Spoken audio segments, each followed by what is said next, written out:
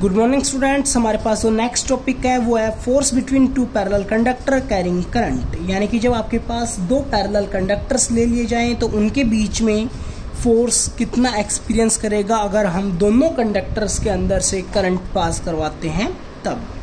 तो हमने दो कंडक्टर माने हैं, एक का नाम लिया है C1D1 और दूसरे का नाम लिया है C2D2।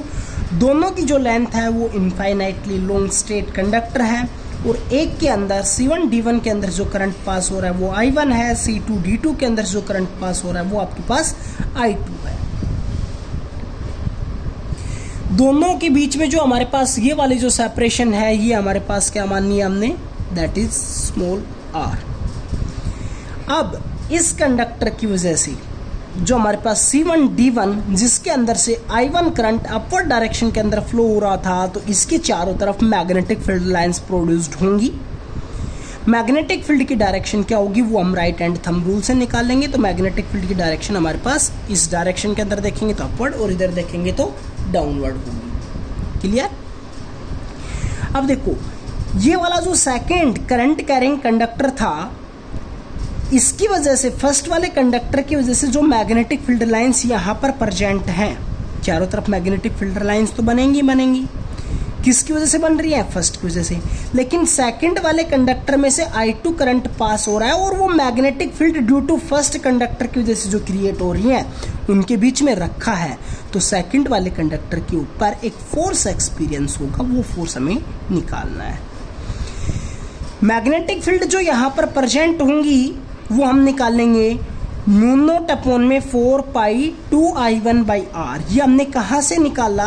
जो हमारे पास फॉर्मूला था B that is equals to mu not upon में 4 pi I/r into sine φ1 plus sine φ2।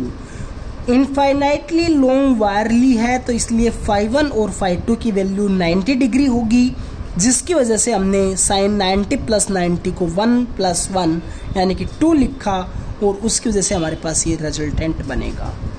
Clear. इसकी डायरेक्शन क्या होगी? इधर देखेंगे तो इनवर्ड डायरेक्शन के अंदर होगी। As the result current carrying conductor C2D2 lies in magnetic field B1। भाई C2D2 है वो B1 मैग्नेटिक फील्ड के अंदर रखा हुआ है। Therefore unit length of C2D2 experience a force. इसकी यूनिट लेंथ ले ली जाए तो वो कितना फोर्स हमारे पास एक्सपीरियंस करेगी। तो जो फोर्स सेकंड के ऊपर लग रहा है वो हम निकाल रहे हैं। तो F2 की वैल्यू क्या हो जाएगी? F2 that is equals to BIL sine theta, जो अभी हमने पिछले वाले टॉपिक के अंदर किया था। F that is equals to B यानी कि B1 प्रेजेंट है यहाँ पर, I करंट I2 वाला पर फ्लो हो रहा है, इंटू लेंथ L ली है, साइन थीटा जो उनके बीच में L और B के बीच में जो एंगल बन रहा है वो वाला है। मैग्नेटिक फील्ड यहाँ पर डाउनवर्ड है, लेंथ इधर है, दोनों के बीच में जो एंगल बन रहा होगा ऐसे है, दोनों के बीच में जो एंगल रिप्रेजेंटेशन हो रहा है वो आपके पास है 90 डिग्री, इसलिए साइन 90 की वैल्यू क्या हो जाएगी 1।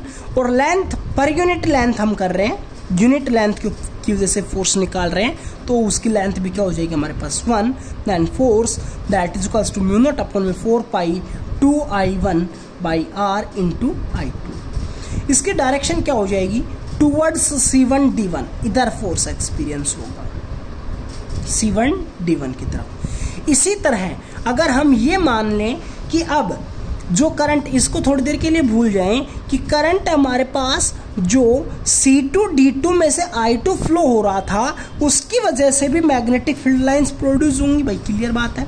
जब करंट कैरिंग कंडक्टर में से करंट फ्लो हो रहा है तो उसकी चारों तरफ मैग्नेटिक फील्ड लाइंस सेटअप होंगी। इसकी वजह से जो मैग्नेटिक फील्ड लाइन सेटअप होंगी वो इधर देखेंगे तो डाउनवर्ड, इधर देखेंगे तो आउटवर्ड। क्लियर।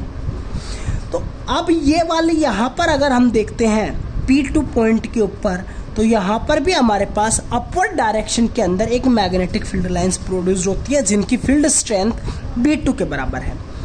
अब सबसे पहले सिमिलरली इसी केस की तरह अगर हम B2 की वैल्यू निकालना चाहेंगे तो B2 की वैल्यू हमारे पास क्या हो जाएगी? म्यू नॉट अपॉन में 4 पाई 2I2/r डायरेक्टेड आउटवर्ड डायरेक्शन के अंदर। और इसी की तरह अगर हम फोर्स भी निकाल लेंगे तो हमारे पास जो फोर्स की जो वैल्यू आएगी वो फोर्स की वैल्यू बनेगी F1 that is equals to V2, यानी कि सेकंड की वजह से मैग्नेटिक फील्ड लाइंस थी, करंट फर्स्ट की वजह से देख रहे हैं L sin थीटा। यहाँ पर भी पर यूनिट लेंथ लेकर चल रहे हैं तो L की वैल्यू भी 1, sin थीटा दोनों के बीच में 91, इसलिए फोर्स 1 की वैल्यू हमारे पास ये आ गई। लेकिन उसकी डायरेक्शन देखते हैं तो C2D2 की तरफ आता है, यानी कि जब आपके पास दोनों के अंदर सेम डायरेक्शन में I1 और I2 में की सेम डायरेक्शन में अपवर्ड डायरेक्शन में करंट फ्लो किया था, तब उनके बीच में एक अट्रैक्टिव फोर्स एक्सपीरियंस हो रहा था। अगर I1 और I2 के अंदर अपोजिट डायरेक्शन के अंदर फोर्स एक्सपीरियंस हो और दोनों कंडक्टर आपस में एक दूसरे के पैरेलल होंगे, तब उस टाइम के ऊपर जो फोर्स एक्सपीरियंस होगा वो आपके पास रिपल्सिव फोर्स होगा, लेकिन उसका जो मैग्नीट्यूड होगा वो आपके पास इसी के बराबर होगा, ओनली डायरेक्शन चेंज होगा। केस क्या कहता है, when two charges of value Q1 and Q2 moving with velocity V1 and V2 in parallel straight path, distance r apart, यानी कि दो जो आपने कंडक्टर लिए थे उनके अंदर फर्स्ट वाले के अंदर Q1 चार्ज फ्लो होता है विद वेलोसिटी V1 और सेकंड वाले कंडक्टर के अंदर Q2 चार्ज फ्लो होता है with velocity V2, then the force acting between them is given by, तो उस टाइम के ऊपर फोर्स कितना लगेगा।